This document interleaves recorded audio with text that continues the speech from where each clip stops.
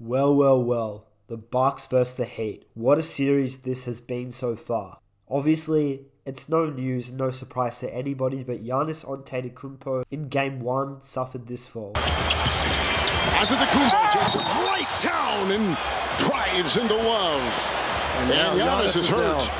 And Giannis, I think he's holding them back. He is. His injuries this year have been mainly knee. Looks pretty bad, right? Giannis didn't train with the team ahead of Game 3. Long story short, the Bucks ended up getting blown out by the Miami Heat, and Miami took that 2-1 lead. Now, depending on the severity of the injury, this can take several days or even weeks for Giannis to come back to. Question is, will Giannis be ready for tomorrow's matchup? He has a back contusion. There was x-ray that was clear here. So we'll monitor him, see how he does, see how he wakes up. This is probably the most important game of the series, as Miami could potentially take a 3-1 lead if Giannis isn't to come back. And obviously a 3-1 lead with Giannis in or out, that's a tough deficit for the Bucks to come back from, especially against last year's Eastern Conference finalists in the Miami Heat. Now, the Bucks were optimistic that Giannis could return for Game 2, but he didn't play. And then there was Game 3, and he still didn't return. So it's worrying. I think it might be a lot worse than it seems, and it's not something that even if he comes back from, I don't think he'll be 100% healthy moving forward. There's no reason why the Cleveland Cavaliers or the New York Knicks wouldn't be able to eliminate this Bucks team with a semi-healthy Giannis. We have enough talent in this team to cover for him until he comes back or possibly comes back. So again, I just don't want to see him hurt because I know it hurt. And from the Bucks' perspective, obviously if you're Mike Budenholzer, you don't want to rush Giannis back too soon. You want to kind of monitor his health moving forward if they are to move on to the second round. It's pretty worrying for the Bucks. If they do rush him back and he aggravates that back even more, I think, look, he's always crashing his weight around in the paint. That's just how Giannis plays. So if he does fall on his ass in this series, it's Bam Adebayo, it's going to be really tough because he's the motor of that team, and his go-to is getting in that paint, drawing the fouls, kicking out to open shooters. And if he can't really do that or he's hesitant, it's going to make it really tough for the Bucks to win this series, I think.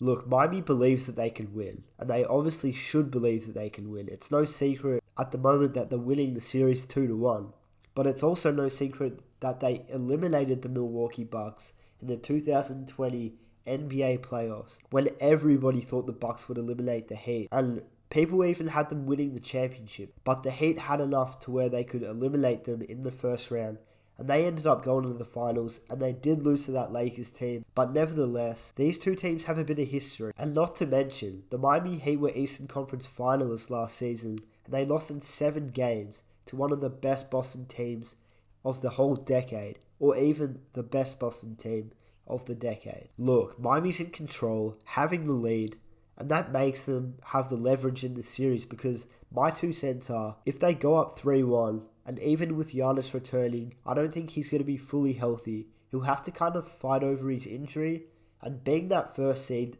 in the East that the Milwaukee Bucks are, all eyes are on the Bucks if they get eliminated, and pressure's on Giannis, to be honest, because nobody expects this 8-seeded Miami Heat team to do anything, especially beating the Bucks. So, Heat have the momentum, guys like Duncan Robertson coming off the bench, playing out of their minds at the moment. But I do think the Bucks have the roster, obviously, to kind of match him. I mean, when you got Drew, Chris, Portis, and Lopez leading the forefront, even without Giannis, this is a very good Bucks team. But it's just when you're so used to having Giannis out there with his high usage rate, they almost rely on Giannis too much, and they kind of have to adapt quickly for them to win this series to a new style of game without him, if Giannis is to miss next game and not be fully healthy. So, if Giannis comes back and he's recovered and he's almost 75%, I have the Bucks winning this series. But if Giannis comes back and forces himself back and he's 50% and it's a 50-50 whether he should or shouldn't play, I have the Heat winning this series. I think they have him covered, especially if they are to win the next game. Let us know what you guys think. Who do you guys have winning this series? I think this is a really interesting one. A lot of us had the Bucks early on. Yeah, it'll be interesting to see how it plays out. Make sure you sub to the Bench Mob because we're going to be posting every single day Hope you guys enjoyed this video. For now, we'll catch you guys later.